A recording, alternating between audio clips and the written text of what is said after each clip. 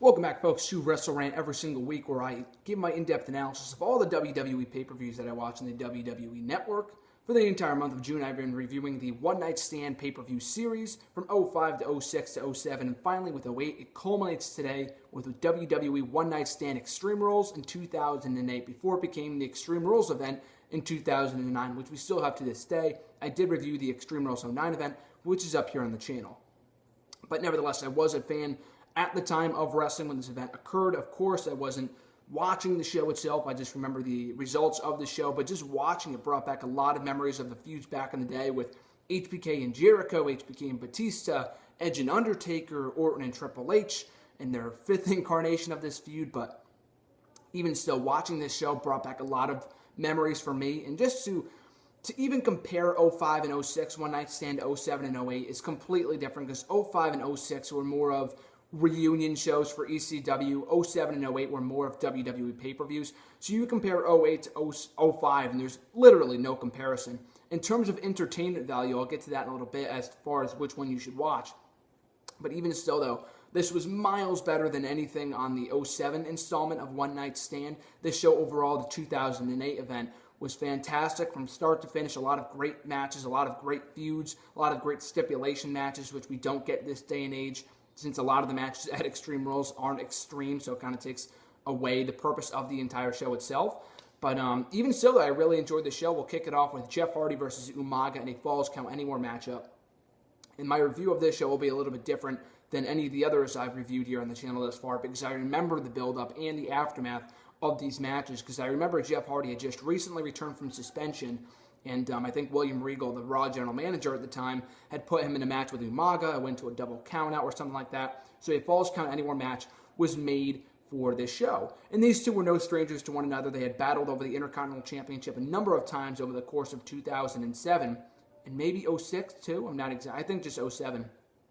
But even so, though, they had been no strangers to one another, so their chemistry was already great. We already knew that going in. They utilized it well. It wasn't a long matchup, but they did make the most of the Falls Count Anywhere stipulation by battling over in the crowd area and going outside.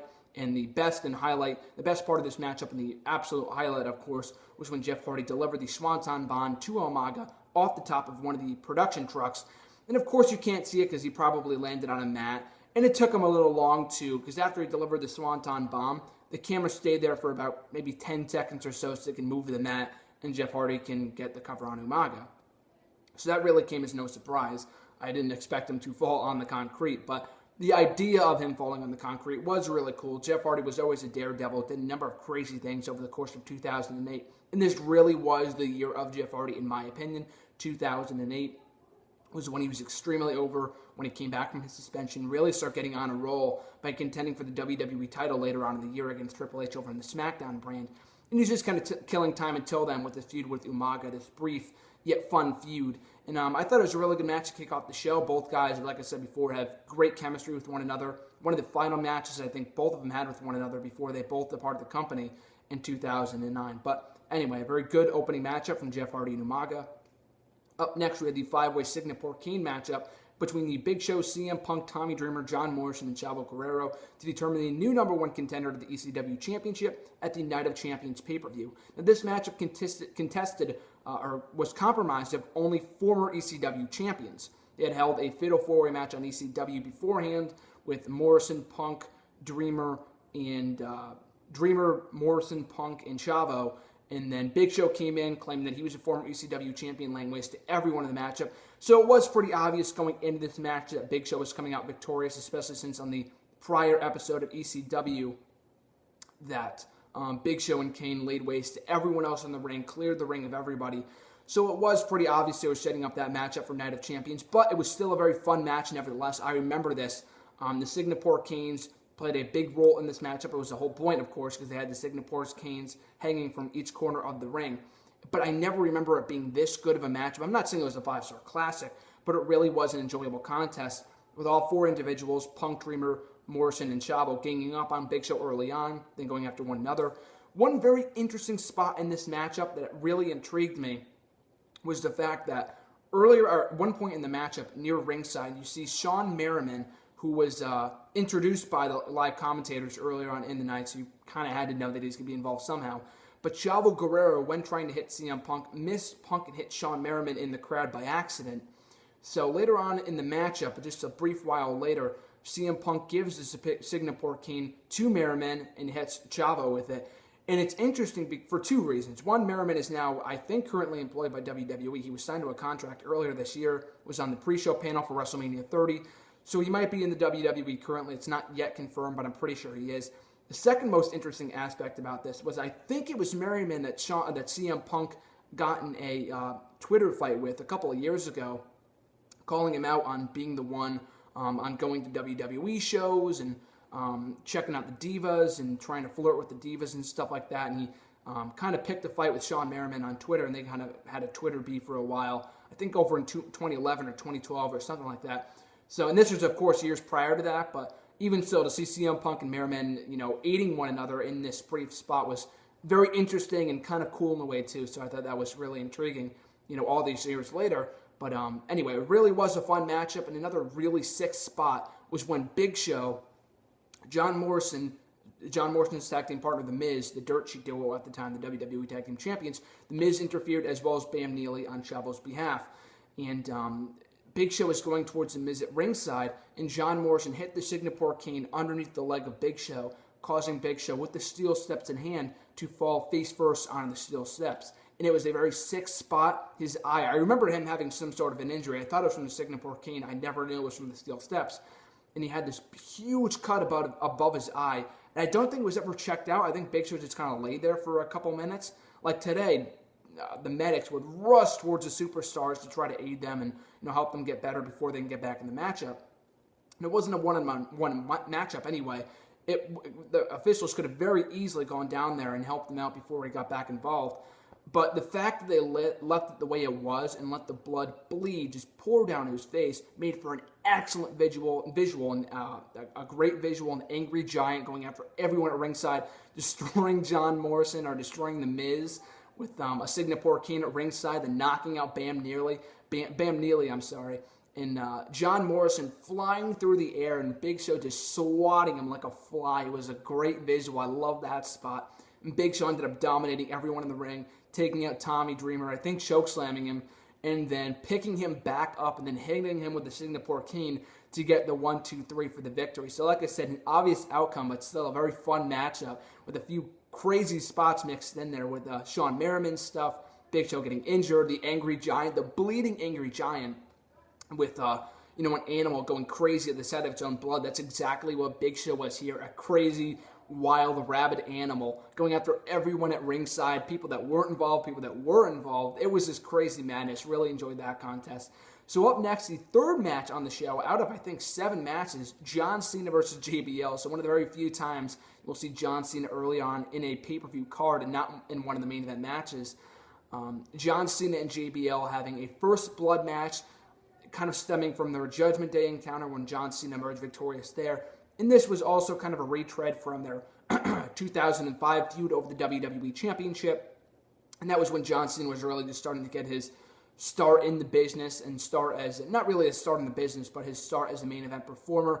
So to revisit the feud a couple years later was a different take on things, but it really wasn't anything new since John Cena kind of won at every turn anyway. And they resumed their feud later on in the year in that awesome parking lot brawl at the Great American Bash 08, in which JBL did win, which was pretty cool. I think he won clean too.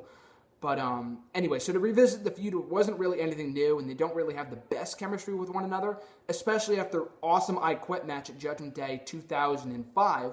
So to go back to their series of matches in 08 was not all that great.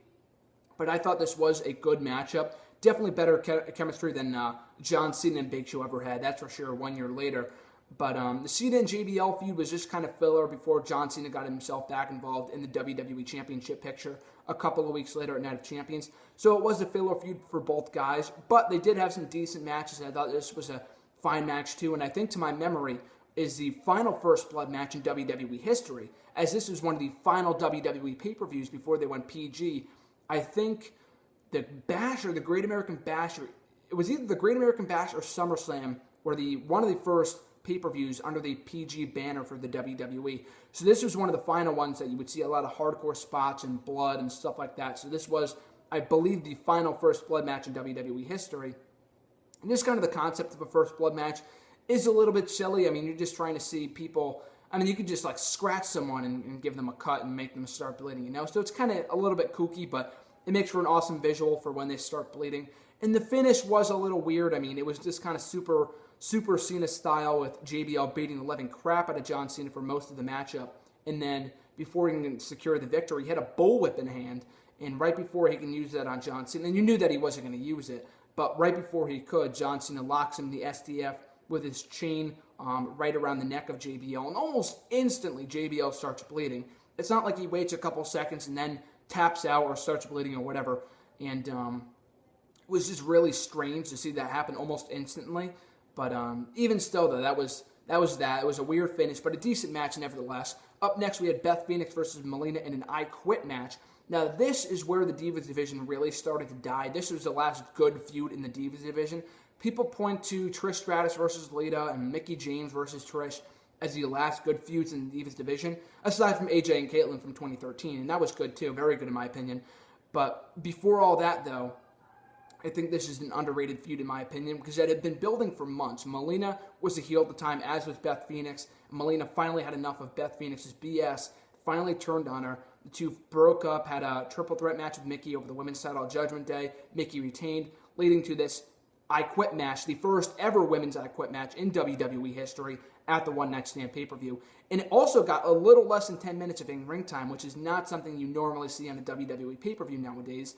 I know AJ and Caitlyn, like I said before, went 10 minutes at Payback last year, 2013, but that was 5 years after this matchup. So this was the last real feud in the Divas division before AJ and Caitlyn, in my opinion. It wasn't the best matchup, but it got a lot of good time. They had some good spots, especially the finish with Beth Phoenix hitting the Glam Slam on Melina before twisting her in all different ways. And Melina was so flexible that she could do a ton of things to her that would look great. And she sold it like a beast. And she did that primal scream, which is annoying, especially as a fan favorite. But even still, though, she was so flexible that Beth Phoenix could turn her into a pretzel when trying to make her say, I quit. And she didn't tap out immediately. She didn't say, I quit immediately like the Miz did at the 2011 Over the Limit pay-per-view, which I reviewed on here on the channel before. But Melina took about a minute or two before she finally said, I quit. And it was a good finish. And I enjoyed this matchup, especially for a women's matchup. I thought it was really good. So kudos to the ladies there. Up next, we had a stretcher matchup between Batista and Shawn Michaels. Now, this was a feud that started at WrestleMania when Shawn Michaels retired Ric Flair and Batista being a friend of Ric Flair. And at the time when this feud was still progressing and I had just started watching wrestling, I didn't really understand Batista's relationship with Ric Flair, but of course I would later find out Evolution teammates, and that's why they were good friends and stuff like that. So Batista was angry that Shawn Michaels was selfish for retiring Ric Flair at WrestleMania, had a few matches. At the Backlash pay-per-view, Shawn Michaels feigned a knee injury, and I thought it was a beautiful spot. He feigned the knee injury, then followed it up with a sweet chin music on Batista to pick up the victory with Chris Jericho as the special guest referee. And at Judgment Day, HBK beat Jericho, and that feud would start after this too, and I'll talk about that in a minute. But that led to this contest, a stretcher match between Batista and HBK at One Night Stand. I recently did an article for WhatCulture.com, make sure to check it out. Listen to the top 10 stretcher matches in WWE history, and I think in total there's been 11 if you count John Cena versus Kane from a recent episode of Monday Night Raw. So at 11 in total, I ranked this as number one on my list. Stretcher matches aren't usually exciting. It's probably one of the lesser exciting matches in WWE or wrestling history as a whole. But even still, though, I thought this was a very good matchup. Not only for the action involved, and it was miles better, I think it goes without saying, but miles better than the RVD and Randy Orton matchup from the 2007 installment of WWE One Night Stand. That goes without saying, absolutely. But not only was the action entertaining, but a story was told between Batista and Shawn Michaels. This was the end of their 2-3 month feud. Two fan favorites, too. Batista was kind of getting booed. Definitely more, the crowd definitely favored Shawn Michaels more than they did Batista, but it still was a blockbuster contest. And you throw in Chris Jericho at the time, too, who was also a fan favorite before turning heel about, I think, 8 days later on Raw. But the matchup, it told an excellent story. They did a lot of cool spots with a few sweet chin music, a few Batista bombs. And the best part of the matchup, right before Batista put Shawn Michaels away, before he hit the Batista bomb on him in the ring, he goes, "Just so you know, I'm not sorry and I don't love you." I thought it was a great line stemming from the "I'm sorry, I love you" line from the WrestleMania match between Shawn Michaels and Ric Flair a few months prior. So I thought that was great storytelling, a brilliant, fantastic line from Batista. And that wasn't the end of it, too. He tried to wheel him up the ramp, and Jericho had stopped Shawn Michaels, saying, "You can do this, get up, come on." I'm trying to do a pep talk, pretty much, to Shawn Michaels. And after Jericho walked away, Batista picked up Michaels, hit a spinebuster on him on the steel steps, and then wheeled him across the line for the victory. So a very good matchup, probably my favorite from the show. It's up there with the main event, which I'll get to in a minute. But I thought this was a great matchup and also kind of set the tone for the amazing Chris Jericho and Shawn Michaels feud for the rest of 2008. You know, dating back to Chris Jericho trying to say that Shawn Michaels, you're not the heartbreak kid anymore. You're not exactly what you used to be. Kind of building up to that Shawn Michaels doesn't have it in him anymore. Kind of building to the retirement angle with Shawn Michaels at SummerSlam that year. So it really was foreshadowing and planting the seeds for that feud and for the retirement from Shawn Michaels. And just that amazing feud for the rest of 2008. So I thought this was a great matchup, very underrated in my opinion. Definitely go back and watch this one. Probably, like I said before, my favorite from the show aside from the main event, which I will get to in just 1 minute. But before that, we had the last man standing match between Triple H and Randy Orton for the WWE Championship. Now, I also love the storytelling here, and I'm a big sucker for storytelling, and they did just that in this contest, because when Orton initially won the WWE Championship in No Mercy 2007, he was awarded the title, then lost it to Triple H. We all know the story there, but he also beat Triple H back for it later that night in a last man standing matchup. So to end their long-running rivalry in this kind of contest, I thought was great. And a lot of people, Triple H and Orton have feuded God knows how many times over the last 10 years, dating back to their Evolution days and the 09 feud, which I was personally not a fan of. They had a good feud, but the matches sucked, and the WrestleMania match was not good, and the 3 Stages of Hell match was not fantastic. And I thought this was one of their better matches personally, and I thought this was one of their better feuds too. It wasn't all that personal like the 09 and 04 feuds were, but it did have great matches, and they put the importance on the WWE Championship. And Orton was, trying to drive home the fact that he wanted the Age of Orton to begin once again. He was going to take out Triple H in the same kind of match that he beat him for that championship to begin with. Jim Ross on commentary was talking about how the only time the WWE Championship had ever changed hands in a last man standing match was when Orton beat Triple H. So I thought it was great. And they'd also have one more last man standing match 1 year later on Monday Night Raw in June of 2009. So altogether, they've had 3 contests. Orton won the first one, H won the second one on the show, and then the last one, the third one, ended in a draw. So their specials of contest, I guess, is a last man standing matchup. But I thought this was a very good matchup too, very back and forth for the most part. Very scary spot when Orton was going for the RKO, and it should have been the finish. I don't know why they tried to keep going and further the injury by having Orton take another sledgehammer shot, which actually didn't hurt, but the fact that they made him get up and do that spot, why just not end it there? It was kind of dumb. I'll get to that in a second, but Orton was going for the RKO on Triple H in the ring. Triple H pushed Orton over the top rope. Orton was trying to break his fall with, I think, his left or right arm. I'm not exactly sure. Landed on his shoulder and broke his collarbone. And they replayed it about 1 million times. It was a very sick spot, and not in a good way. It was very dangerous. And Orton was out for a couple months after this, too. He was out for the rest of the summer and well into the fall of 2009. So it was very a dangerous spot. And he also suffered another injury that summer. So it wasn't all directly due to this one injury. But even still, though. So Orton's laying on the ground. He was probably supposed to get back up, and Triple H was going to hit him with the sledgehammer to win. But Triple H, I guess, Orton didn't get back up. He was literally, legitimately injured. So Triple H, I guess, Orton couldn't get back up on his own. So Triple H picked him up and then hit him with the sledgehammer to win. And the spot looked cool, too. When Orton went over the top rope, it was scary, but it was also a very cool visual if you take out the injury portion of it. So why not just end it there? You know what I mean? I always thought the match ended there, but I guess Triple H picked him back up and hit him with the sledgehammer. Nah, that was kind of unnecessary. Triple H is known for his sledgehammer, but, to pick him back up and do that was kind of adding insult to injury, made him look more like a heel than a face, and it was a little weird. I know it's vintage Triple H, but that was unnecessary. But overall, though, I thought this was a very good matchup. I've never really been a fan of the feuds between Triple H and Orton, but I thought this one was specifically good. Maybe I'm just being biased because I started watching in 2008, but this feud in particular was very good, as were the matches. So go back and check out this match if you have the chance. And then we get to the main event between Edge and The Undertaker in a TLC matchup for the vacant World Heavyweight Championship. Now, it's a long story behind this contest. Won't get into all of it, but in a nutshell, Edge beat Undertaker by cashing in his Money in the Bank briefcase in May of 2007 for the World Heavyweight Championship. Had a few, matches in later 2007 when Edge returned from injury, and not singles matches, but in triple threats and stuff like that. Had a match at WrestleMania. Undertaker beat him there. Undertaker beat him at Backlash. Vicky Guerrero stripped Undertaker of the World Heavyweight Championship after utilizing the choke, the Go-Go Plata choke, and Vicky Guerrero banned that, so he was stripped of the title. And then at Judgment Day, Undertaker beat him by countout. Undertaker beat Edge by countout, but did not win the vacant World Championship because it was via countout, and he needed to do it in a definitive way. So that set up this match at One Night Stand. Edge and Undertaker will forever be right up there with Orton and Christian and Punk and Cena and every other feud in the last 5-6 years that I've been a fan for.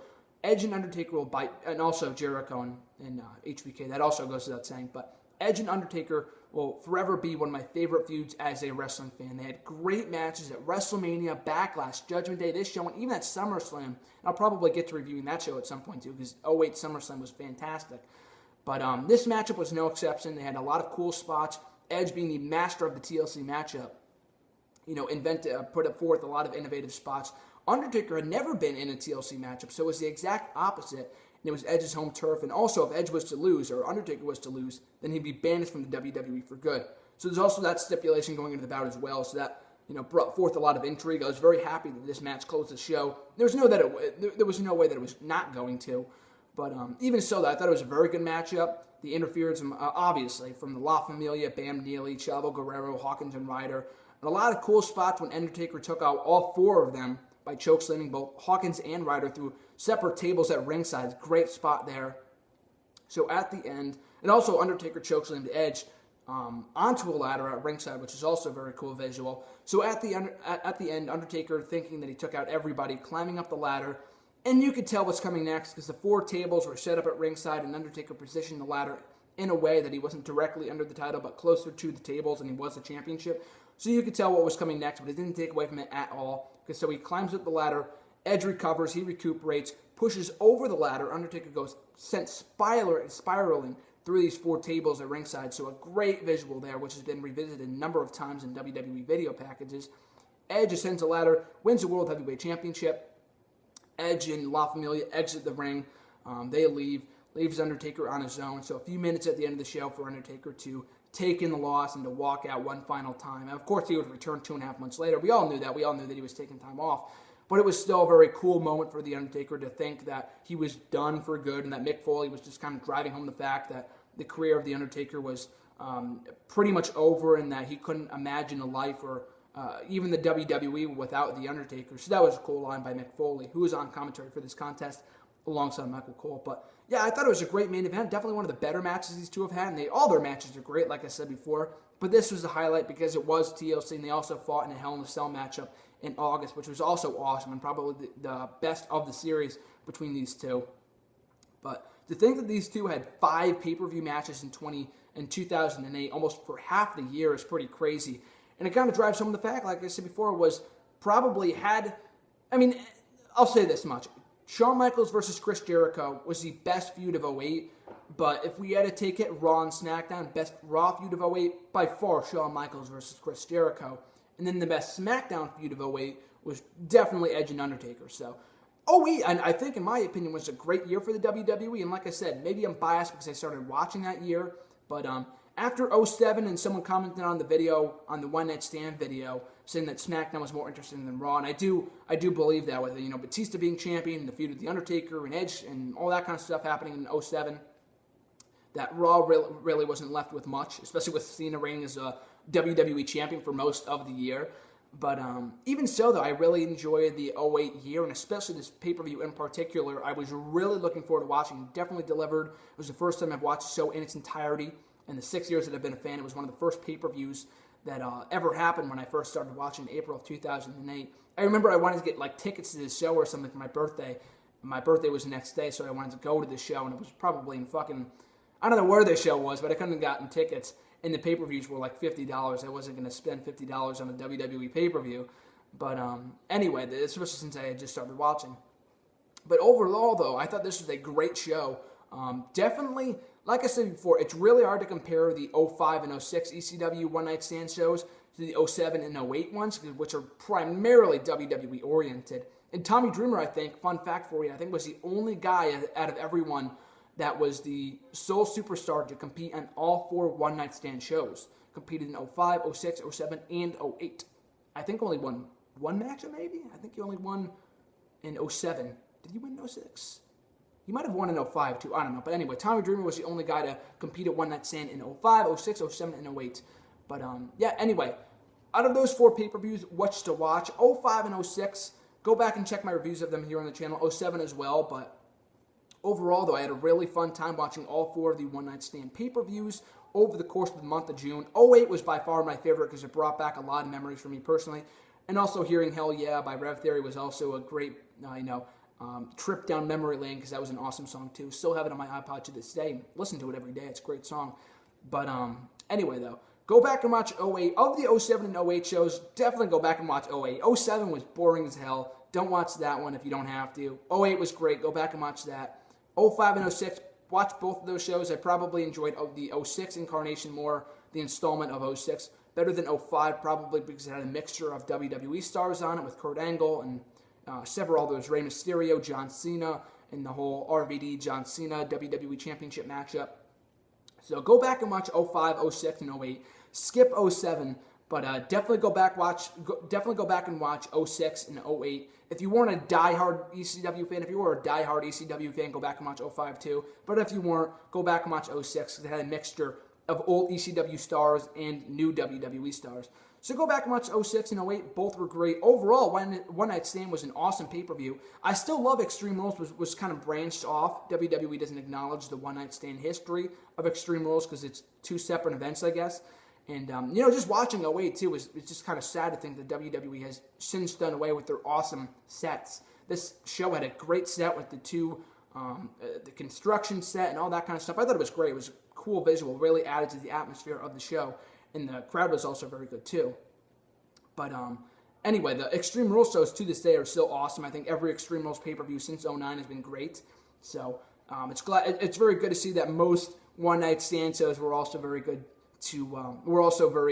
from 05 to 08 as well, with the exception of 07, which wasn't bad, but it definitely was easily the worst of these 4. So with all that being said, that does it for my reviews of One Night Stand, the pay-per-views from 05 to 08. Go back and watch my reviews of 06, 05, and 07 right here on the channel. If there's any other pay-per-views you want me to review right here on the channel for WrestleRant, make sure to leave a comment below or tweet me on Twitter at WrestleRant or hit me up on Facebook, Ramsey and Matthews. Any of those places, let me know which pay-per-view you want me to review from the WWE Network. I've already made a list of the pay-per-views that I will probably be watching, so if there's no suggestions, I'll go ahead with the list I've already made.